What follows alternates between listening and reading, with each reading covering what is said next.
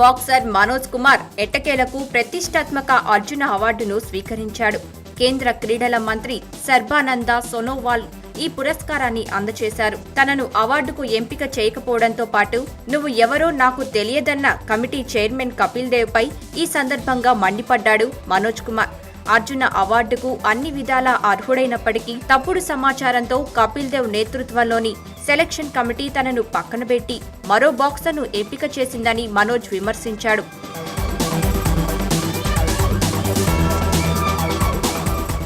తాను సాధించిన విజయాలకు సులువుగా రావాల్సిన అవార్డును ఎంతో కష్టపడి సాధించుకోవాల్సి వచ్చిందని మనోజ్ ఆవేదన వ్యక్తం చేశాడు. డోపింగ్ ఆరోపణల్లో మనోజ్ పేరుతో ఉన్న మరో బాక్సర్ కూడా ఉండటంతో పొరబడ్డ సెలక్షన్ కమిటీ అప్పుడు మనోజ్ పేరును లిస్టు నుంచి తొలగించింది.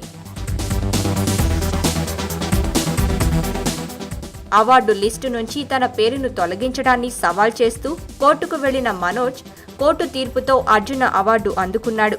ఈ సందర్భంగా మనోజ్ తన ఆవేదనను వెళ్లగక్కాడు. అప్పుడు నీవెవరు అని ప్రశ్నించావు. ఈరోజు మళ్లీ చెబుతున్నా, నేను మనోజ్ను, ఇదిగో అర్జున అవార్డు గ్రహీతను అని కపుల్ను ఉద్దేశిస్తూ మనోజ్ ఘాటుగా బదిలిచ్చాడు. నాకు అన్యాయం జరిగిందని గోడు వెళ్లబోసుకుంటే అప్పుడెవరూ పట్టించుకోలేదు. అప్పట్లో ఇదే విషయంపై కపిల్కు ఫోన్ చేస్తే నీవెవరు అని ప్రశ్నించాడు. నేను బాక్సర్ మనోజ్ను, 2010 కామన్వెల్త్ క్రీడల్లో స్వర్ణం గెలిచాను. అర్జున జాబితా నుంచి నా పేరు తొలగించారు. కాంస్య పతక విజేతను అవార్డుకు ఎంపిక చేశారు అని చెప్పాను. ఈ విషయాలన్నీ నేను మాట్లాడను అంటూ కపిల్ ఫోన్ కట్ చేశాడు అని నాటి ఉదంతాన్ని మనోజ్ గుర్తు చేసుకున్నాడు.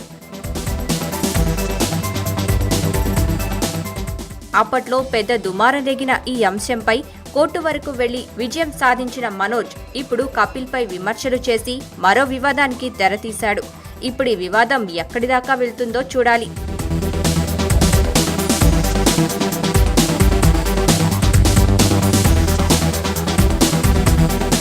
కొత్త ఇండస్ట్రియల్ పాలసీలో ఎస్ఎంఈ చిన్న పరిశ్రమల కోసం అనేక రకమైన సదుపాయం కల్పించడం జరిగింది.